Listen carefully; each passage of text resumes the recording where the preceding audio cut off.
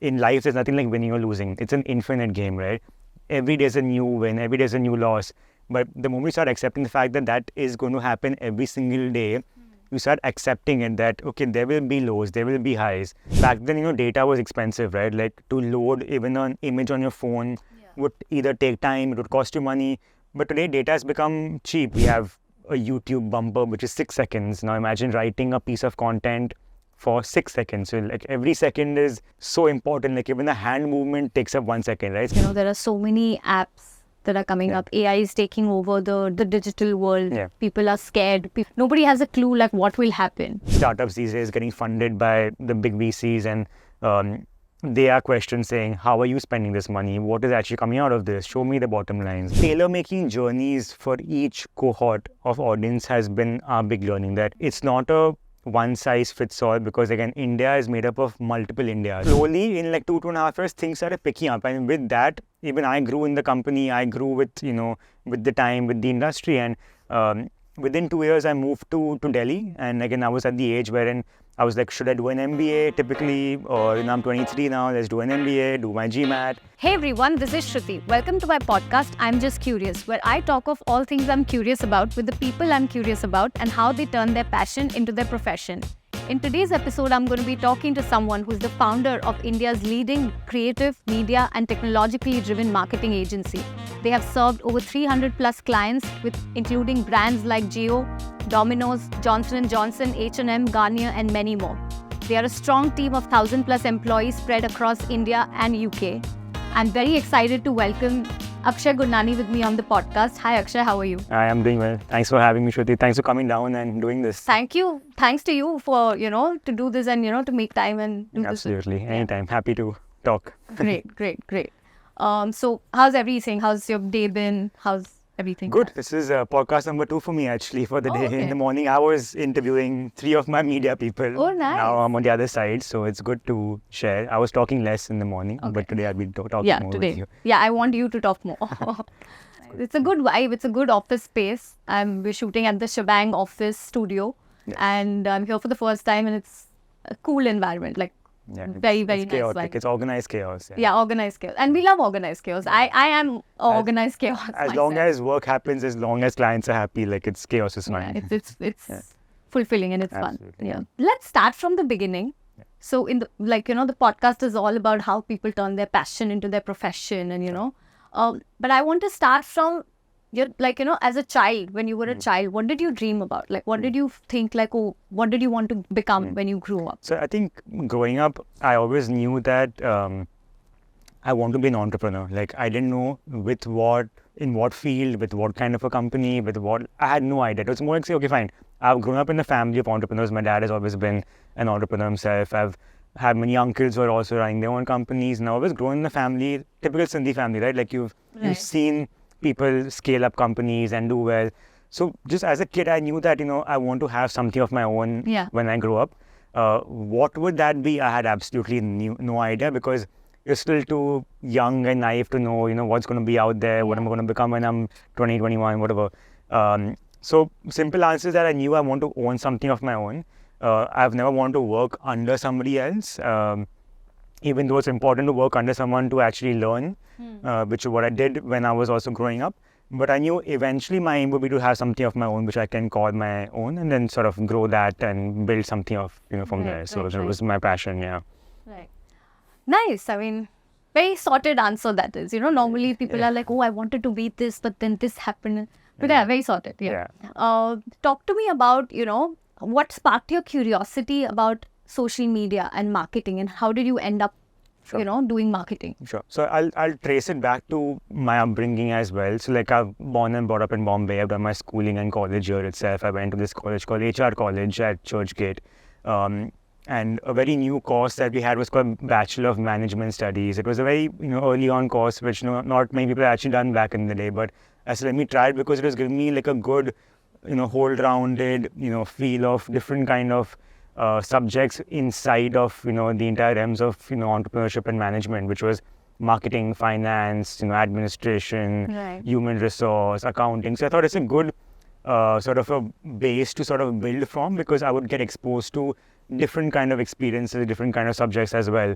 And I was one of those curious kids back in college who wanted to attend every lecture, who wanted to do every, possible project, who wanted to be a part of all the extracurriculars. And I did just that. Explore everything, Explore basically. everything because, I'm 18, I'm 19, I'm 20, I'm 21. Like, what's the worst, right? Like, if I'm not going to imbibe as much as I can at this age and be as curious as I can at that age, I probably will never have this time ever again in life, right? So I was the only kid in my class who did both marketing and finance. I gave all my projects and exams also in marketing and finance. But somewhere I always liked marketing more than finance. Okay. But I felt like if I don't learn finance right now, if I don't, get used to numbers right now, it will never let me enjoy my dream of becoming an entrepreneur because, being an entrepreneur, you need to understand balance sheets and P&Ls and ratios. So I did my final examination in finance. Okay. I scored my lowest scores in finance. And incidentally, I also took up a job in finance as a financial analyst. And that was my first foray into this corporate world of working and all that kind of stuff. And I absolutely did not like what I was doing. So Right. I think 6 months into my journey as a financial analyst, I got burnt out because it was like spending three days in office and like serving the Middle Eastern clients and like time difference. And I think somewhere like my mind wasn't driving me enough to wake up every morning and go to work, though I learned a lot in the 6 months, and I owe a lot of what I know today in finance to those 6 months, but somewhere it wasn't making me want to wake up every morning and work. Yeah. So I remember overnight I just quit that job and I moved to the marketing agency side. And this is again back in 2010-11 where digital and social media marketing was still very nascent in India. There was nothing like digital. It was all SMM, as you call it, social media marketing, right? Like Nobody could predict that it could grow at this scale. It was basically you had like a Twitter handle, you had a Facebook page, and you go with the flow. You see what happens. And it was more like, more made for personal connections, I feel like. Correct. And then it evolved and became like... So brands didn't know why they need to create a handle on Facebook. You had to convince them saying, oh, you know what, it's a new upcoming profile. There are 10 million people on the profile. You get eyeballs over here. Yeah. But they couldn't fathom saying, you know what, I'm already doing PR, I'm doing radio, I'm doing television. What is this 10 million base going to really add any value to my life, right? So I think we've grown from that journey, saying, convincing people to saying why you've got to actually make a profile on Facebook or Twitter. Changing people's mindset basically before approaching them with like options and opportunities and strategies, like changing the basic mindset of looking at things. Exactly. I think also back then, data was expensive, right? Like to load even an image on your phone would either take time, it would cost you money. But today data has become cheap, right? Like I don't know the last time I actually went and saw what my balance for data is, right? Like I don't remember ever doing that or going and having to top up my plan with additional 100 GB. Like I have 500 GB extra data kept on my profile, right? So I think, again, back then, social was the only thing that was there in this digital marketing space. It was just about Facebook and Twitter marketing. And I think in those 2 or 3 years that I started this journey in social is when the entire boom in India actually happened, where, we started aping the West. We started seeing what's happening in UK, US, and the Western countries. And we realized that these platforms are actually here to stay. And communities are built around people, brands are built around people, and that's how relationships are actually built, right? I mean, the most loyal brands today have people following them for like so many years, and that's what actually communities do, right? And all these luxury brands that you see now, you know, they've built a community and they've built that relationship rather with their customers, with their audience, or whatever it may be. That is helping them now. Now it's like their peak time now. I mean, it reaps like long-term benefits, but you got to start somewhere, right? I think brands that started back in the day, like 12, 13 years back, today might be seeing the returns for that as well, right? So my journey was from that. We used to write content, we used to write a couple of lines of copy, find some images from Google and just put them. There was nothing like designing, there was nothing like Shutterstock images. Like just go find Google images, say, utha ke, dal do post. But I think then the industry matured, more brands started coming on board. Media started becoming a big thing, like, okay, promote the content with media as well. Suddenly people are talking about, okay, can we do a video shoot? Can we do a photo shoot? So those started becoming more avenues. We used to make these typical Web 2.0 websites back in the day, simple one-pager with content. So SEO picked up as a new Yes. service as well. So I think slowly in like 2.5 years, things started picking up. And with that, even I grew in the company. I grew with, with the time, with the industry. And within 2 years, I moved to Delhi. And again, I was at the age wherein I was like, should I do an MBA typically? Or, I'm 23 now, let's do an MBA, do my GMAT. But somewhere at the back of my mind, I kept saying, I don't want to study now. Like, I'm enjoying this financial freedom and I'm enjoying having a team of 30 people working under me at the age of 23. That's when I moved to Delhi, and I was heading the North India operations for this other agency before Shbang, and again had a big 40-member team there, and I enjoyed the experience of leadership and meeting clients, meeting people, hiring. So all that I learned back in college in the BMS, all that khichdi of jack of all trades, somewhere came in some use, right? And marketing then sort of became my calling. Like I enjoyed marketing, I enjoyed creating brands, I enjoyed creating communities. I loved writing copy. I loved, sort of managing communities as well. And that was my motivation, like to say, okay, like I think this is my route. This is my calling in a way. This is my passion. This is going to be long term. This is going to be passion. And then I moved back to Bombay, and 2015 is when 3 of us started Shbang. Yeah. I mean, I feel like from this whole thing, it's very typical. Like it's very.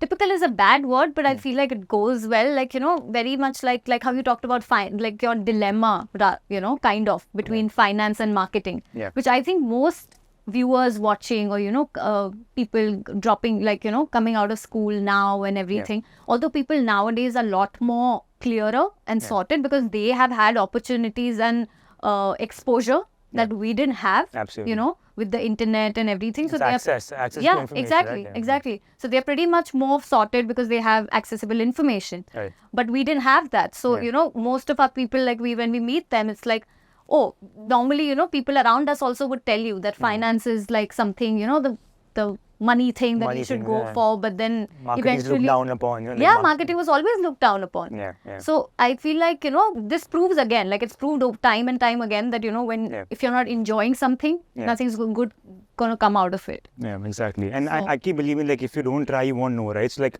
I did try finance, and I knew this is not made for me. And it's like rule of elimination, right? You start eliminating what you're not good at, and then find something which you are good at. So again, I don't know if I'm a good marketer or whether I'm a good entrepreneur, but somewhere building teams, building people, building campaigns is something I enjoy. So it could be building anything, but that's what I enjoy doing, Right.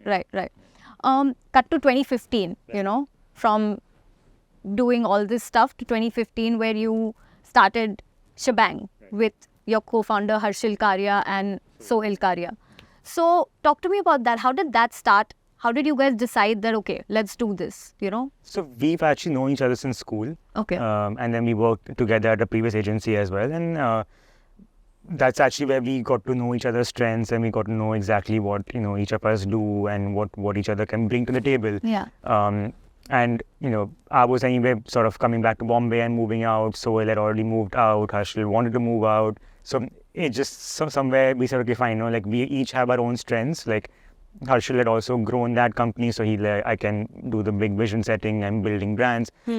I was good at, again, building from scratch. So I said, I can come and build brands from scratch, build teams from scratch. Sohail has always been good at design and UI, UX and technology. So he said, okay, I can do that. So sort of became, okay, like let's get together.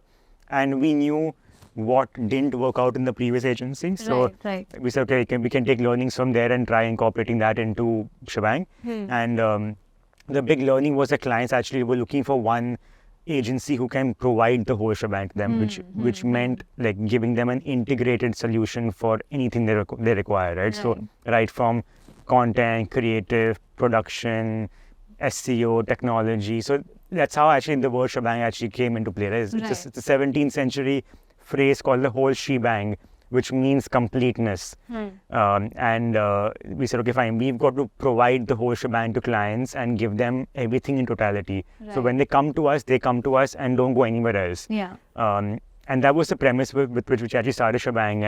And then we sort of started small, of course. You start with a couple of clients, you pick up a few projects every now and then, get the income flowing, because in fact we started off from day one with a large office that you saw outside us. So we had like 10,000 square feet of space. You guys started in this space itself. Yeah, in the first office over there. That's crazy. Yeah, so I remember Jan is when we incorporated. Of course, we worked out of a different space while this office was getting done. But by May, June, this office was ready, and then we moved into a space where we had like 300 empty seats and like 20 people in the company back then. So I think, Like a vision that we have to fill these seats here. yeah, exactly, you know? right? So you enter into office every day feeling like, okay, fine, I need to start filling up these seats because I'm paying rent for each of these seats. Yeah. And that was the driving motivation to push harder, to do more work, to try going out of the comfort zone, to actually get whatever we can get, get whatever work you can. Then you can build from there, of course. So that was the genesis of how Schbang sort of started. And then 8.5 years hence, now we're about 1,100 people and all that jazz around it. But yeah, it is what it is. Yeah. Talk to me about one of the earliest clients that you guys had, and you guys are working and you have this vision and everything. But from having that first client to going to a point where you guys finally started to realize that, okay, we're getting there. This is working. Yeah. Talk to me about that. Like, when did you guys reach there? Like, from 2015 to when was that? I don't think we still reached that point though, but I mean, you of know course. how does it, you keep growing, you're like, okay, that keeps also increasing with time, unfortunately. Yeah. I mean, don't call it greed, but call it aspiration in a way. Yeah. But I remember our first client, we in fact closed before we even incorporated the company. It was called Finolex. Okay. Pune-based company, manufacturing pipes and fittings. They gave us a small project saying, handle social media and some bit of email and marketing, something. And we said, let's do it. Let's take up whatever we can get, right? Because it's all about portfolio building. You try getting some work on your portfolio, showing clients that, we have more clients working with us. And having Finolex as the first client. Yeah. It's the biggest name in the country. Like I remember, like in December 2014, we didn't even have a company that time. I remember we've gone to Pune, we've done an entire activity for them, we've done live tweets and all that kind of stuff without even having a company. But that gave us the confidence that, okay, if a biggish company can, a public listed company can give us work, why not? And then, of course, then after that, we closed a couple of startups back then who were also starting up. So small projects happened over there. We worked on a couple of emailer campaigns for this company called Jet Airways. Had something called Jet Privileges, which was their loyalty sort of, loyalty-based program points. Yeah. So we handled all their emailer marketing. So all the emails that went out, came through Schbang. We designed those, wrote the copies, all that kind of stuff. We did some small work for Nivea as a brand as well. Bayersdorf is a parent company. Yeah. And then from German company. Yeah. And then one of our ex-colleagues from our previous agency moved to Godrej. That's when she called us saying, we're opening up a pitch for a particular brand. Just come and pitch, let's see what happens. We did a small project for them, 2 months or whatever, and I think it worked well. The client was happy. Suddenly, more brands from within Godrej started calling us, like Godrej Expert and then Godrej Goodnight, all large brands under the Godrej portfolio. And that's when work started flowing in. The moment you have like a large group on your roster, then the larger other groups start saying, hey, who are these guys? Let's call them as well. And incidentally, that girl who used to be our client is now also a vice president at Schbang. She works at Schbang now. Wow. So for her also life has come full circle now. circle. She's handling some of our biggest clients over here at Schbang. So it tells you something that, okay, from being a client to now her wanting to come and work with us within Schbang itself, it's a great feeling. So I don't know if we've still reached that point wherein we know we've achieved something, but I think the aspirations keep evolving, and that's humanity, right? You keep evolving with time, and that's how it is. Yeah, I agree with that. And of course, that's how it should be also. Yeah. If you are satisfied and if you feel like, that everything's set and, we've done it all, then you're not going to grow as well, and you're not going to be able to give innovations back to your clients who are already, a part of the company. But I feel like this moment can be one of that stepping stone kind of moment where, a client, former client, now is a vice president at your company. That speaks a lot. Yeah. Talk to me about, there are so many diverse platforms that are now available and are constantly new platforms are coming up, like Threads, lookalike or whatever of Twitter. Yeah. So how do you guys, keep up with that, and how do you decide that which content will work where, and how do you strategize basically for your clients so that the campaigns that you work on get the maximum success?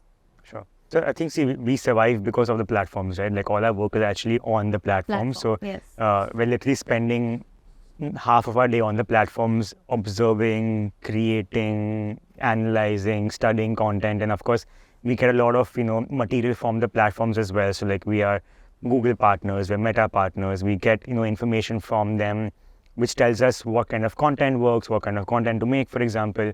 So that's a part and parcel of our daily jobs that we need to know what's happening, and the only way you'll know is by actually doing, right? Like you've got to be on the platform to create the content, to know what's working, what's not working. So I think that's a given, like that's a part and parcel of everyone's daily jobs, right? Yeah. But I think if you look at all the platforms, they are typically built with a particular objective as well, right?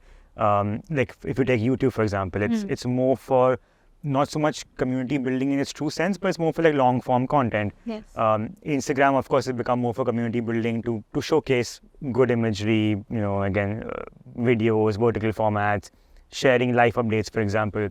Twitter has always been about quick conversations, unfortunately trolling, live news, for example. So if you see, each platform has its own diverse understanding of why it's being built and what kind of audience is actually being attracted towards it. Like ShareChat, for example, is all about multilingual, non-English, 12, 13 different languages, but catering to the new age India, the Bharat as we call it, right? People who are talking non-English languages. Or like LinkedIn, my favorite platform, is all about professionalism, conversations with the right kind of people who are in my wavelength. Networking, for example, right? So I think the reason for why these platforms have been built out are very specific and very obvious. So where the brand actually fits in that is something we need to strategize on. So then we'll know exactly if it's more about imagery building, community building, Instagram has got to be the place. If it's about long form storytelling with, of course, a lot of promotions and getting more eyeballs, YouTube potentially is that place. If it's more about getting to multilingual, then ShareChat and Merge potentially are there, right? So I think that has been cracked. But how does each brand find its unique tonality on the platform is something that takes the most amount of time. Right? That how should I speak on the platform? How should I be seen on the platform? And while the platforms may differ, I cannot be seen to be a different brand on each platform. There has to be something consistent. Yeah, which across is platforms, binding the brand across all the platforms. So that's the tougher challenge, but that's something that we do, right? Like day on day, we work on different content creation, different content banks, and of course it comes from the brand as well, because the brand will tell us how should the brand be perceived or how should the brand communicate. Then of course we sort of brainstorm and come up with ideas for those things. But each platform has its own unique sort of positioning, and how you as a brand fit into that becomes very important to crack. And it's a lot of test and learn, right? Like the thing is, because on digital we get data for everything we do, so down to how many seconds were watched, or down to engagements and all kind of stuff. So we know exactly what's working, what's not working. So then it's about just learning from data and then moving on. Talk to me about some of the challenges that you faced, while working on these campaigns, or and how did you overcome them, and what did you learn from them, and that has helped you over time, with other clients or in other situations.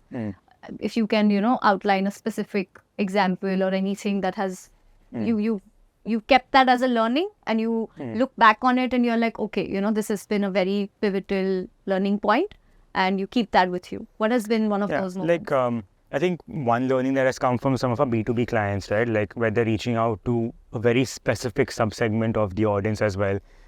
We've realized that you cannot communicate to everyone in the same manner or say the same kind of language, because what that B2B audience actually understands or might gather is different from how a B2C client or like a customer actually, understands content or creators or whatever. Right. So, tailor-making journeys for each cohort of audience has been our big learning, that it's not a one-size-fits-all, because again, India is made up of multiple Indias, right? We keep talking about this, like you come from Gujarat, your background, your understanding, your upbringing is different from mine being from Bombay, right? How we speak, what we eat, our insights, our backgrounds. As a state, you mean? As a state, or like even what school you went to, the kind of friends you had, where they have come from. I think all of these small things mold us into becoming who we are today, and it's a summation of all of these different experiences that make each one of us unique, right? So if as people we are unique, we cannot assume that every customer is the same either, right? Right. And every campaign is built keeping customers at the heart of it. So I think the more you get obsessed with your customer, the more you understand what their backgrounds are, what their needs are, where can you fit inside their their life cycle, inside their journey, the more, I would say, concentrated or more focused your campaigns actually become. So I think that's been one big learning, that back in the day we used to do everything as a blanket, saying, "Achha, ye campaign to chalega, sabke liye chalega." But you've realized with time that even in that one campaign, you might have 6 different cohorts, right? What language I speak to them in, when I post the content. Like, for example, like a mom might be more receptive to content when her child is sleeping in the afternoon, or when the kid has gone to sleep at night. So then you post for them at 10 p.m. at night because the kid is sleeping. So I cannot assume the mom's going to be active at 9 a.m. No, she's going to be the most busy at 9 a.m. when she's maybe taking care of the husband's something, or taking care of the child, or taking care of the house. So once you understand those nuances is when your campaigns actually start becoming a lot more nuanced. So not generalizing how moms are. They could be working moms as well. But I'm saying if you had to generalize it, you might assume that there are 2 times in the day where she has time for herself, is after lunch when the kid is sleeping, and post dinner when the kid is again sleeping, right? That's her downtime, that's her me time to actually go onto Instagram, watch some content, watch a video, and then she feels maybe happy about it, and then she goes to sleep as well, right? So I think those are some learnings we actually got, that the more obsessed you can get with your customers, you can identify exactly where to find them, how to talk to them, and then sort of just grow from there. Interesting point that you mentioned. Talk to me about how do you find that this is your target customer? Because I feel like it's such a, people are always asked, what is your demographic? What is your target customer? How to figure that out? I feel like since you said that is the basis of everything that you do, how do you figure that out? I think it starts with market research, right? Like, you need to actually go out into the market and talk to people.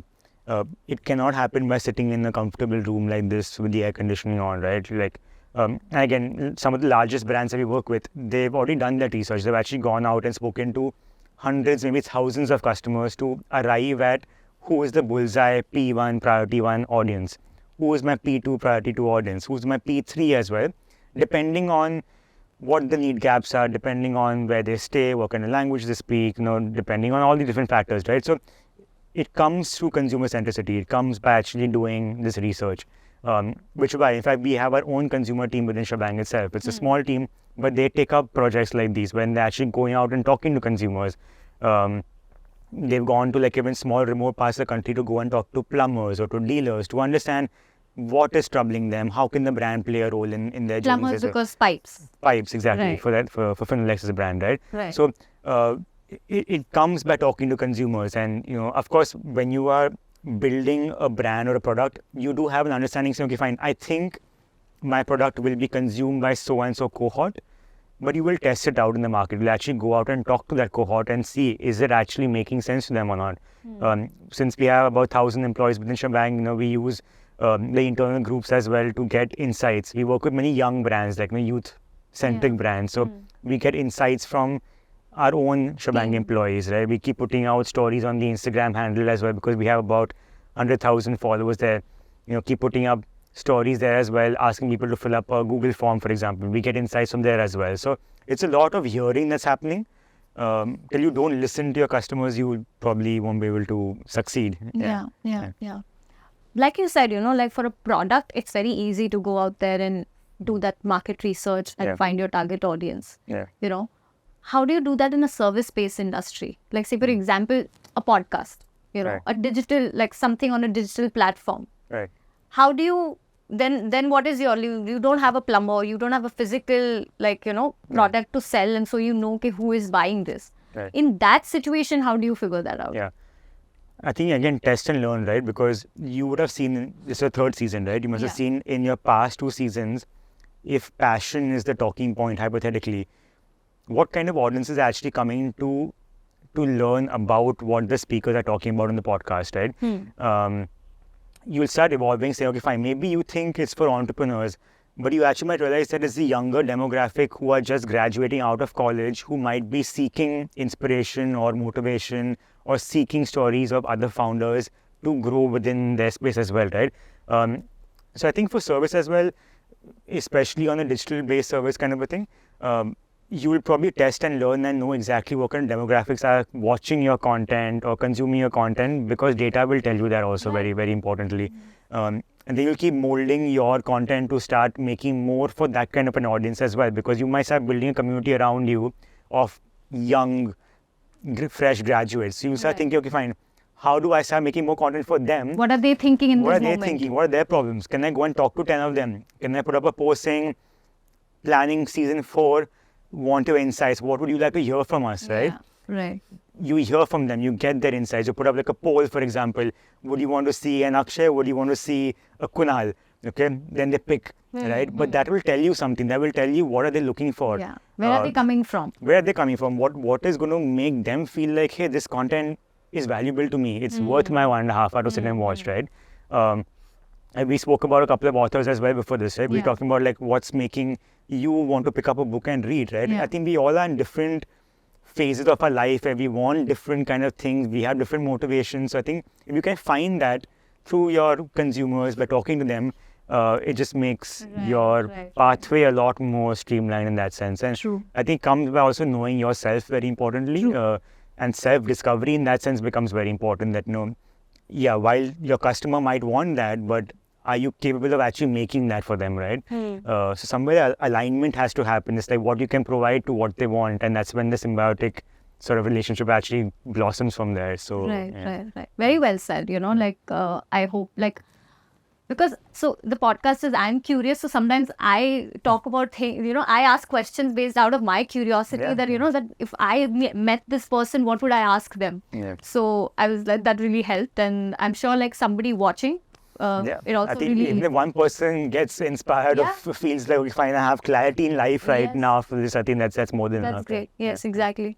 Talk to me about what are some of the content, that is working. Like we've talked about like target audience, we've talked about platforms and everything. What are some of the content pieces that are working, and like talk to me about that a little.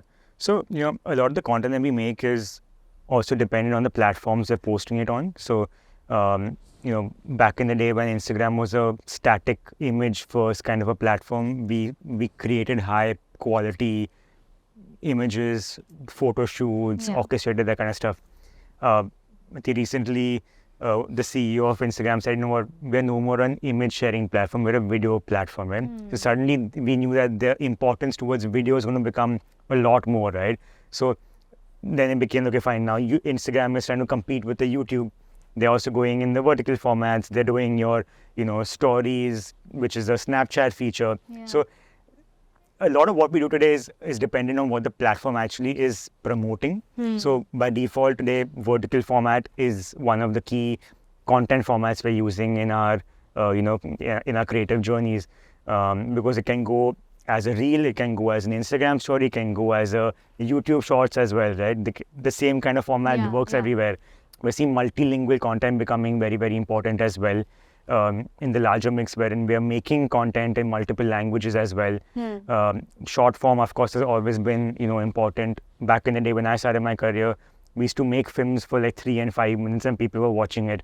Today, those attention spans are like under 30 seconds. We have a YouTube bumper, which is 6 seconds. Now imagine writing a piece of content for 6 seconds. So like every second is so important. Like even the hand movement takes up 1 second, right? So like imagine writing content for 6 seconds where every half second is actually scripted for. So that's become a new thing, right? So short form, vertical format, multilingual, and getting again influencers as a part of the content mix has become very important overall, because they give a voice which is more human to the brands. And I think when it comes from a human as compared to coming from the brand, it adds a lot more. Just as a text or something, just putting out a design or a text instead a person talking about it with feelings and emotions. I think what sells is storytelling, right? We're born storytellers. We actually, when we're born, we are adept to learning or hearing stories, right? We used to go to sleep listening to a story. So I think it's in our DNA that we want to hear a story. And that's what, of course, brands can do it in a more branded fashion, or you can get creators on board who can tell it more organically, tell it in their own feelings, in their own emotions, which is why influencer content has become so very important as a part of the larger media mix also. Right, Yeah. right. Speaking about influencers and content creation, this year you and along with your partners and in partnership with one of the biggest fashion influencers of this country, Masoom Meenawala, launched a talent management company. Correct. What led you guys to launch a talent management company? Yeah. What inspired? What did you see in the market that was missing? That you were like, okay, we can fill this gap. Yeah. So we've been doing influencer marketing for many years, wherein we used to work with a bunch of influencers for all of our social media brands, right? Saying, okay, fine, we need to get 5 macro influencers, 3 micro influencers, 50 nano influencers. So we've been doing that for the past many years. But I think the big gap that we identified is that even talent, which are people like, of course, like a Masoom or like a Malvika, and who people we actually manage, there are not enough agencies who are doing justice to managing them beyond just getting them 1-2 deals and managing their legal and the payments. Right? The idea was to actually create something where the talent feels like they're coming into a space wherein it's not just like about the 1 or 2 posts, but it's actually about getting right from PR to legal to finance to building IPs with them to actually brainstorming on their positioning to building a brand. And I think today most creators are brands in themselves, right? So I think what Schbang does well is we are able to scale and grow brands. So why can't we do the same with even creators, right? And grow them into brands as well. And of course, we can unlock our network of 300 brands also to then get some of the work for our creators from the brands also. Right. And I think what Masoom does spectacularly well is that she's of course grown into a brand in herself. She's an entrepreneur, she's an investor, she's a marketer. So what she's able to do is to attract the talent. And what Schbang does well is, I think, grow brands and grow people, right? And I think that's what we do well. So it's sort of symbiotic in the sense that she gets in the talent and then we can sort of get in the management side. Right. She understands that part well. Yeah. And I feel like with her, it's not just about that she's reached the heights, but I feel like the connect that she has with people comes also from the fact that people feel like she's reachable. She's authentic. Yeah, she's authentic. Yeah. She's very, very real and reachable also. Exactly. Like she replies to people. Yeah, she replies She puts up people's stories, so people feel like a part of... She promotes startups, right, on her story. Yeah. And she keeps talking about how people have got so much business from her one video or one story or one post, right? So I think authenticity really matters in the content creation. Back to your previous question. So the more authentic you are, the more believable you are, people gravitate towards you that way, which is why influencers by default become, a carrier of information which is more authentic. And if they can add in their own nuances, their own problems, their own real life, scenarios into their content, people want to hear those stories as compared to just being an out and out branded piece of content, which we can all see through today, and that's where we try finding the right balance, saying where does the brand move out and where does the authenticity or the influencer sort of come into that, Yeah. And plus with influencers, it's also like we said, multilingual platforms and content is working. Yeah. So that also helps because the influencers can be from any background. Any part of the country, speaking any kind of language and it will still reach. Yeah. So you have that much that bigger reach. With diverse influencers. Yeah, I'm sure maybe you might be relating to a couple of Gujarati influencers, maybe someone who speaks your language, who speaks your dialect. I'm sure you will relate a lot more to them because it sounds like me, it sounds like my mother tongue, that kind of a thing. So influencers give us that liberty as well. And I think it's here to stay as an industry. Of course, you'll keep having a churn saying who are the top 5 or the top 10. Different kind of influencers. We keep, back in the day, we used to have all the comedy influencers that suddenly became, now we have tech and finance influencers have become a big thing. Gaming has become a big thing. So you see different categories blossoming and booming every now and then.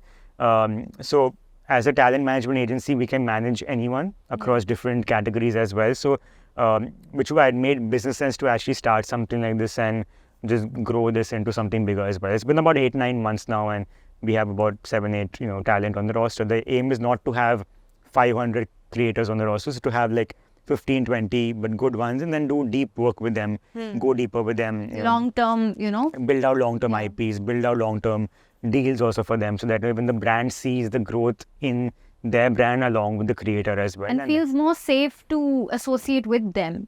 Yeah. Because of that, because of the longevity. Yeah. Like, and not just the time being like, oh, this is the good new thing right now. Yeah, exactly. Yeah. Right. Talk to me about some of the new trends that are coming into the space and, that how the industry is evolving and how do you see yourself like, evolving with it? Sure.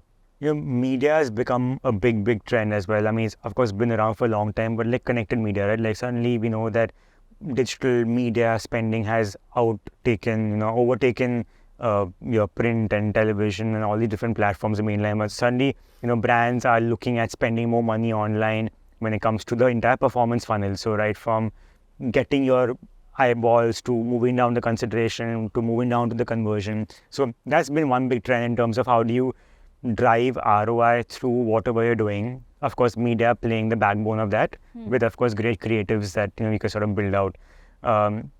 Second is, I would say, technology has become indispensable to any brand's life cycle, right? Like you need to have a great web presence, a good website, collect first-party data, for example, again, move customers down their entire journey of, marketing automation, where you send them like an email, send them a push notification, a WhatsApp, an SMS, but keep them inside the brand universe, right? Right. And then you can do a nice campaign there, you can do a great film, you can do the influencers come in as well. But I think it's about how do you keep the customer inside your ecosystem, constantly over a period of time. Yeah. And how can you find, at least 7 or 8 different moments in the month to keep connecting with them on a frequency so that they remember you, they keep you top of mind as well, very importantly, right? So I would say, and which is why we've been growing out the media team. I've moved actually into the media side as well, doing a lot of media campaigns here. Technology is something we've been building out for the past 5-7 years as well. Of course, we're very strong on the creative side, which is all of your multilingual and short form and, vertical formats. All of that is anyway happening over there. But I think when all these three fire together, it creates this, the whole shebang, as we keep calling it, right? So I think the trends are emerging towards more of, showing the value in what the money is being spent for. So, and because again, we can track every rupee being spent and we know exactly where the money is being spent as well and what outcome is coming out of it. It's becoming heavily performance oriented as well, where clients question now saying, what is this going to do for me? How am I going to benefit from this? What are the metrics we're tracking? Are we looking at awareness or top of mind metrics? Are we looking at, bottom funnel conversion metrics? So these are the kind of trends we're seeing, and of course, with many startups these days getting funded by the big VCs and they are questioned saying, how are you spending this money? What is actually coming out of this? Show me the bottom lines, right? So I think it's exciting times because digital allows you to, track and to convert and to do all the entire full funnel. So I think that's a big trend we're seeing currently. Yeah. Speaking of trends and speaking of, you talked about technology, there are so many apps that are coming up. AI is taking over the digital world. People are scared. People are like, nobody has a clue like what will happen, like with ChatGPT and everything, like the content writing part, the graphic designing part, and the whole designing part and the major aspects of what makes this industry. It makes everyone feel very vulnerable. So how do you look at that?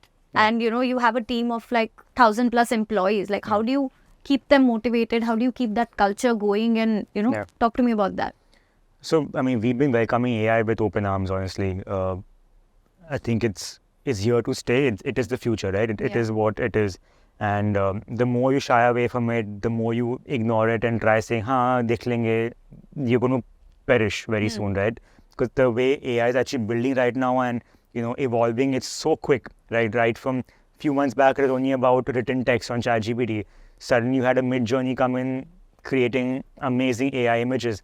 Now you have video creation in AI as well, right? So video editing as well, right? So you have to embrace it. And we have been, in fact, I almost every week I'm training certain clients on how to use AI. And I'm not scared of losing our job because I feel like, in fact, AI, even to drive AI and do a good job with AI, it's coming from a human intervention, right? Even to write that prompt comes from imagination, comes from someone who can write that And kind that's of a skill. That's a skill That's itself, a right? skill. So of course, it's more about how do we upskill our teams rather than getting scared of AI and saying what we will not adopt it because our jobs might go. No, the job will not go. Clients are not going to in-house AI as their agency, right? That's not going to happen. Yeah. They will still need you to come and put in the effort, put in the prompt, go and talk to the consumers, do the posting. Of course, AI will help reduce timelines. It will help make you more efficient. It will make your job easier. But still, there is human intervention, which is the brain, which AI does not have Of its own. Of course, it is being trained on algorithms, it's being trained on models, it's being trained on databases of data, but eventually it's a human mind which is going to drive this AI forward, right? So, I mean, we've been adopting AI campaigns for a lot of our brands, right? From Britannia to Crompton to Bajaj. We're doing like a lot of AI creatives.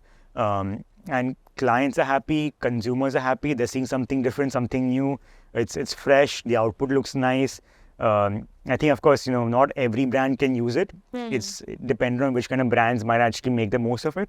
So yeah, I think it's here to stay, and if you can embrace it, AI is not going to replace anyone's jobs, but people's jobs will get replaced who do not adopt AI. That's how we keep saying it, right? So. Yeah. And also, like, if looked at it like from the perspective that you just said, that it makes you very efficient. Yeah. It's a boon for you, because it makes your job like less tedious. In fact, I can now spend more time, or the teams can spend more time on doing more important jobs instead of looking for image on Shutterstock and like spending three hours finding one image. Yeah. I can just go and I write a great prompt on Shutterstock AI or Midjourney. Yeah. Generate 4-5 options, use that in my creative, and my job is done quicker, right? Yeah.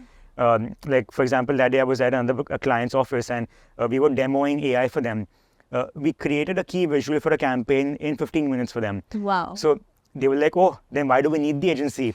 But then they realized that, they can't do any of this. Yeah. They're like, okay, we don't know how to write the prompt. How do we take the image onto Photoshop and then use generative fill, use AI there as well.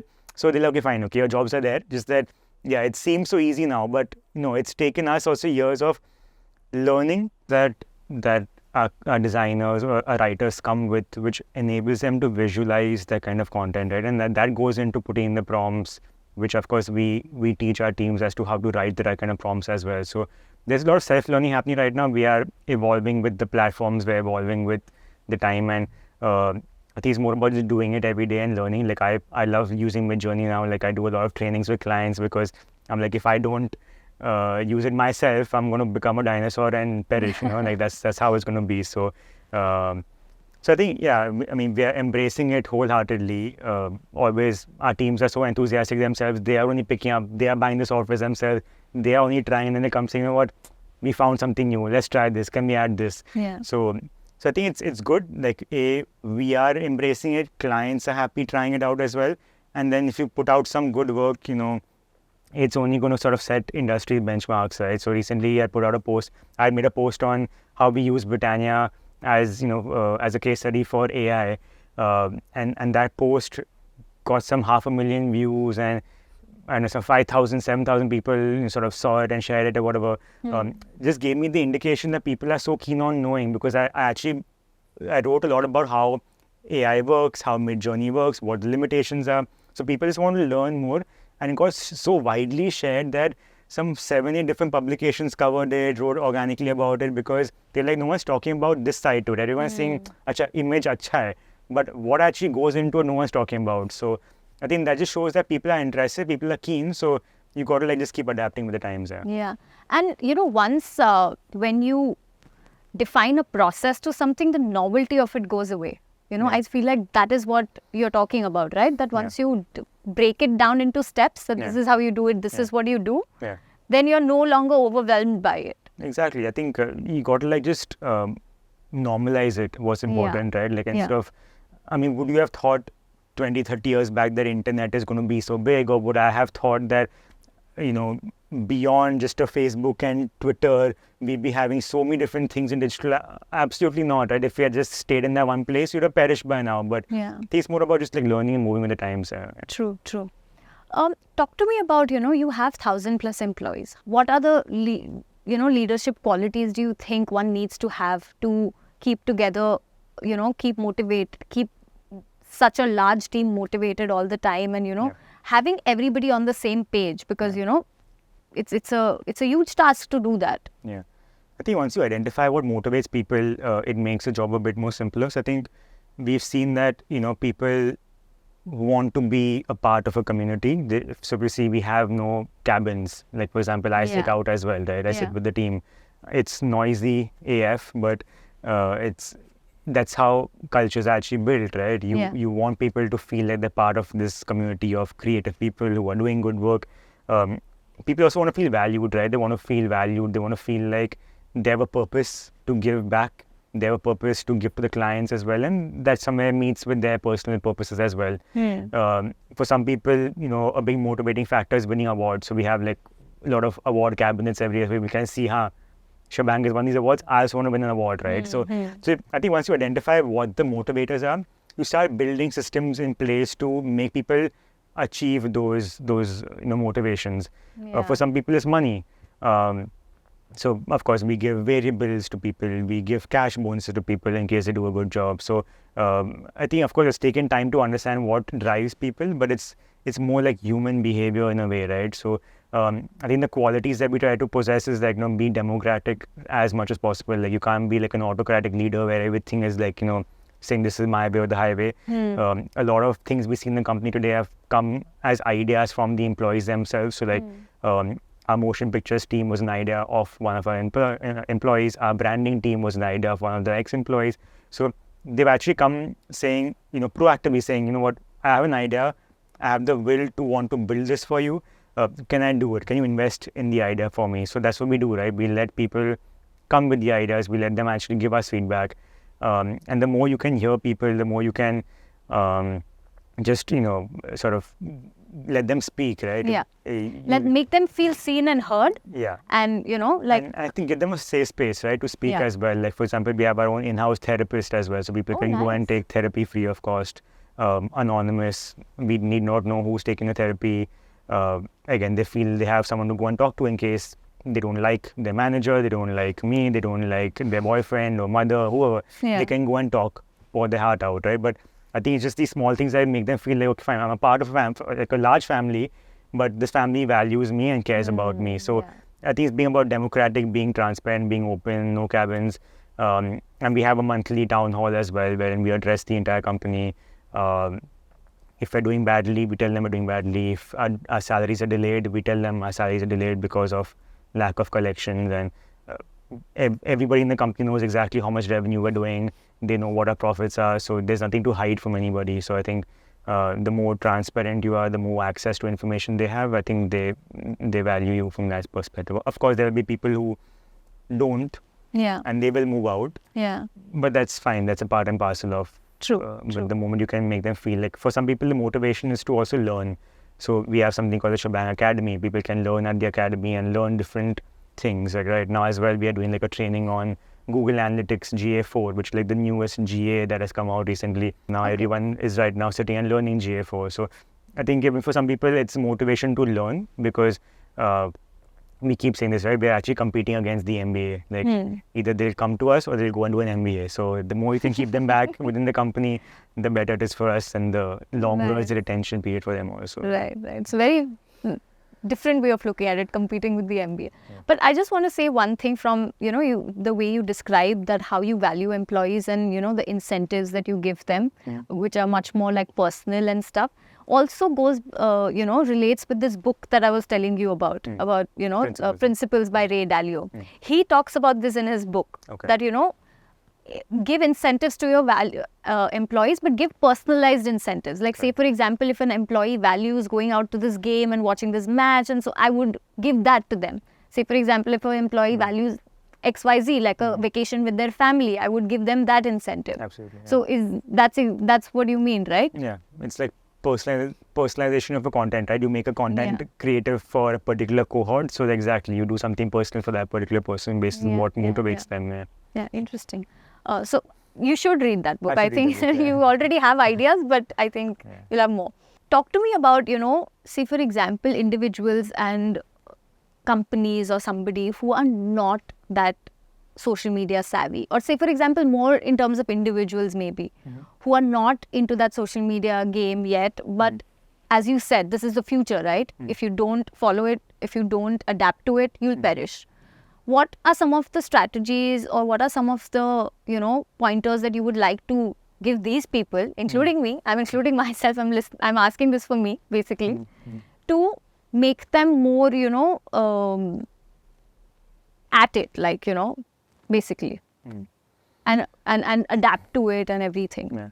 I think you know, it's always this inertia, right? Like, because it takes up time to make content, to be out there, to perpetually be seen, to put up like 5 stories every day, and to make those like a post every second day. And you know, I know it's an effort. Like, I personally hate doing it myself. Like, you know, like I'm somewhere sick of Instagram. I don't mind LinkedIn as a platform where I still go and post thrice a week as much as I can. I don't mind writing long form content because I enjoy writing for myself every now and then. I think the moment the sooner we start accepting the fact that if our future is going to be built on the platforms, you know, it's inevitable that we need to make the content for the platform, right? You cannot say, okay, fine, I want to be also a million followers, but make 1 post every month. That's not going to happen, right? So you've got to be consistent, unfortunately. And the sooner you accept that, the better it is. So like many people who come to us as individuals say that, you know what, I can't do it. Can you do it for me? Right? So then they'll outsource the work to us. Okay, so you know, I'll send you a voice note of what I'm thinking, but you make the content for me. You write the post for me, right? Or you design something for me. But do you encourage that? Do you say that that's the? I mean, as long as the crux is coming from them, because of course I don't know you so well enough to know what's happening in your mind. But if you can give me a starting point and the ending point, I can build something out of that, right? So. So either you do it yourself, or then you outsource it to someone to do it for you. But the sooner you accept that it needs to be done, the better it is for everyone. Because everyday loss is like an opportunity cost, right? Like, okay, today I didn't make content, I lost out on reaching out to 10,000 more people potentially. I don't know. Or I lost out on getting those 5 more followers who would have probably discovered me on the explore page because of my content. So I know sometimes it's like, okay, it's too much of it. Like, I'm so sick of consuming. Then I have to make my own content as well and respond to people. So whichever people say, okay, fine, no, I won't do it. I will outsource that job to somebody else to do it for me. So maybe you can just hire like a small team of maybe 2 people, like a writer and someone who maybe shoots the content for you, and let them do it for you. But you become, of course, the backbone and the brains for everything that has to go out. And then your time, of course, is spent more on the thinking, and then they become more of the doers to get things out for you. Basically reduce the, what do you call it, the difficult parts. You know how people say that if you want to start doing something new, you just make it simpler, or you just reduce the effort, the effort that goes into it. If you make just write down what is not letting you do it, and see if that can be done by somebody else. Of course, it might take up more resources, it might take up more money, because you got to pay someone to do that for you. So again, it's a double-edged sword, right? Like, do I do it myself, save the money? Do I pay somebody else and do it from somewhere else? So again, you got to weigh the pros and cons. But eventually, it's what ticks for you, right? Like as an individual, because again, not one size will fit everybody. But once you find the sweet spot, say, okay, fine. By investing that 30,000 rupees every month, I'm getting incremental value of 1 million views or 1,000 followers every month. It might make sense over there. So. And especially if this is the way to go, then why not? Sooner or later, you have to. Like, so don't look at it like an expense. Look at it more like an investment into yourself, into your portfolio, into your own brand building in a way. Because, you know, so many times, sometimes people also, like, you know, when the agencies, like, say, you know, like yours, when you quote a particular amount and, you know, people are like, why should we do that? But like you said, it's an investment if you look at it that way, and you will see the results that you're getting. Like, I'll give my own example. Right? I used to be very, like, I joined LinkedIn like many years ago, but never really posted anything on LinkedIn. I was like, okay, it's a good networking space. I'll go and meet some people. Then I used to have like some 2,000-3,000 followers of just friends and family and networking people, whatever. And then suddenly, like, I started posting about agency life, about jobs, about a bit of Schbang, and I used to go and do many talks in different colleges. So suddenly, like, you know, I started getting like many followers coming and following me for agency life. They want to learn about entrepreneurship. So I started writing a lot more longer format content or whatever. And like last year, I was India's top voices on LinkedIn, among the top I think 13 India as a top voice. I have almost 60,000 followers now on LinkedIn. But I still have the resistance to writing because I'm just consuming so much content the entire day. Like my mind is always so like blocked out and I'm so tired. But I'm like, I keep pushing myself saying, you know what, if I don't, I will not grow more or I will not reach out to more people. And for me, my love is impacting people. I love reaching out to people. I teach a lot, so I love impacting people's lives. So if whatever I can write can teach somebody something or give them value, I'm happy with that. Right. Like even one positive comment saying, "Hi sir, thank you. This helped me a lot." I'm happy with that. It makes your day, right? Yeah, it makes my day. And people write to me in my inbox saying, "Oh my God, I've been following your content. It gives me so much motivation." That's what I care about. And if that is my driving motivation, then I will try doing 3 posts every week because someone is getting impacted by it. So Right. Exactly. You know, this same is kind of with me. Like when I started this, I have no experience or background in this, but I knew that this is where things are heading, and soon, like I better adapt myself and get into it. And that's the reason I've had my team also since the beginning. You know, I've had a good team, you know, who helped me shoot and like with the sound and everything, because like you said, it's an investment. And if you want to give people value, you have to present it in a way that they will consider it valuable. You never know what doors might open up, right? Exactly. Talk to me about like how somebody who's struggling right now to find their passion, but also like, you know, somebody who's found their passion, achieved a few milestones and is now like, how do I keep the motivation to keep going? You know, like talk to me a little bit about that. Like how would you tell someone that, you know, how to keep at it at your goals until you reach a particular point, and how to still be at it? Like you said, you're always aspirational. You're never like, oh, we've reached there. So what drives you for that? I think read 2 books. One is, they both are by the same author called Simon Sinek. One is called Start With Why. Start with why, yeah. So first start defining your why. Start defining your motivation, your passion, and because the how and the what are easy to come, but the why typically is the toughest one to find, right? And then the infinite game, saying that in life there's nothing like winning or losing. It's an infinite game, right? Every day is a new win, every day is a new loss. But the moment you start accepting the fact that that is going to happen every single day, you start accepting it that, okay, there will be lows, there will be highs. But then it comes back to your why, right? Like what is the purpose every morning? You want to wake up and go into office, or wake up in the morning and do something, make content, talk to someone, network somewhere. But once you define the why, then the rest sort of flows from there. So I know it's easier said than done because it goes slightly philosophical in its own sense. But like I don't wake up at 5 a.m. I don't do all that journaling. That's not my vibe. I wake up at 9:30. I sleep at 2 a.m. I have the most unhealthy lifestyle in the sleeping sense. But yeah, I take care of my body. I take care of what I eat. But I somewhere identify what my purpose is. Okay, and that is the driving factor which makes me wake up every morning and do a podcast like this and put in the 2 hours, because for me it's about giving, it's about educating, it's about networking, it's about talking to people. So I enjoy doing that. So that's my motivation, and I found the motivation about 3 or 4 years ago. So it's not like you are born knowing your why. It's taken me 30 years to find my why as well. And I think the sooner you can start identifying it, the better it is to find motivation as well. So and the why keeps evolving, right? It'll keep changing with times. The formats might keep changing, but maybe there'll be still something which is the North Star metric, which still makes you wake up every morning. It could be a podcast format. It could be just writing a simple post. It could be a WhatsApp forward for all you care. But the why will still be a guiding light. And to identify that is, I think, what's most important. So especially the youngsters who are still in that journey of discovery, self-discovery, like what do I do, where do I go? I think spend some time identifying what makes you feel motivated. And I don't think money should be the motivator. I think money is there today, not there tomorrow, but that's not going to make you wake up every morning. You can go and invest in the stock market every morning at 9 a.m., 9:15 a.m., but that should not be the driving factor. It should be something more purposeful in a way. So Right. Couldn't have been a better answer to that question, you know. Now we'll move to a little bit more fun segment, which is called Curious Quick 5. Okay. So I'm going to ask you just, 5 questions that recently things or, Do you have a hamper for me or something? Or? Unfortunately, no. Every guest that comes on the show, they ask me blame it on Karan if I have a hamper for them for this round, but I don't, Maybe we'll work something out if we reach to a certain subscribers, like say 100,000, then we might. Okay. Well, Then we might. Okay. So are you ready? born Okay. ready. What's the one thing that you're recently curious about?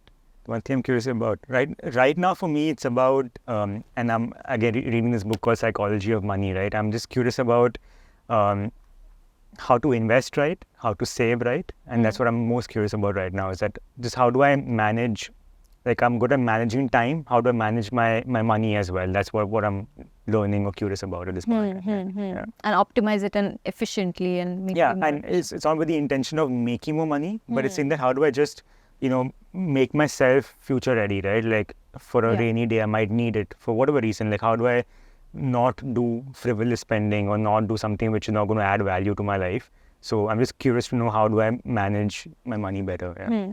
What's the one person that you're curious about? Living or dead, it could yeah. be anyone. So I've been following this guy called Ryan Holiday. Okay. He talks a lot about stoicism. So is stoicism. Yeah. So I've read one of his books as well, and I've been very curious about how at such a young age he's gotten to where he is and what all he has read to actually get to what he is. And I relate a lot with him. Like I think I've been a stoic all my life, but I recently found out about him, and I'm like, everything he says in some way I'm already practicing it. So I'm just like now more curious about him and about the entire concept of stoicism. So, Yeah. The daily life of stoic is what you're Yeah, referring to. exactly. Yeah. One place you're curious to travel to. It's been on my list since quite a few years actually.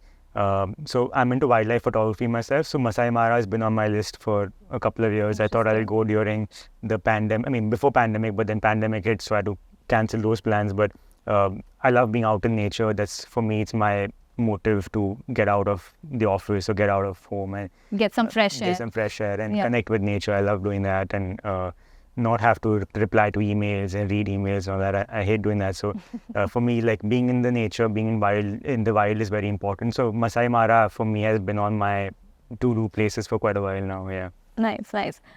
We look forward to seeing pictures from Yeah. Please your follow my vacation. Instagram handle. Give me a few followers as well. Yes, we look forward to seeing your pictures. One book or author you're curious about? Again, We Ryan. just- yeah, Ryan, we spoke about We it. spoke about him. Yeah. So I'll probably read up a lot more about him. I just subscribed to his newsletter just 2 days back. So right. I'm Nice. looking forward to the weekend to catch up on all the newsletters that have come in, because one email comes every day. So I'm looking forward to the long weekend so I can sit and read all about the. What is in this email that you? It's like one principle or stoicism every day, like Every day. something different, something new, like a different article actually. So I'm looking forward. I bookmarked those. I'm going to look forward to reading them over the weekend. Right. Yeah. Something like morning brew, something like that. In a way, yeah. Okay. yeah. Okay. But his comes at night because it's morning for him. So it comes Right, at right, night when I'm already tired. So I'm like, I can't read now. Read So now. I'll save it for the weekend. Yeah. Right. One technology that you're curious about. I mean, I'm curious about AI right now. Like I'm very well invested into learning more about it. So I'm interested in seeing where this goes and how much it evolves. And that's and what any I'm. applications that you're looking forward to.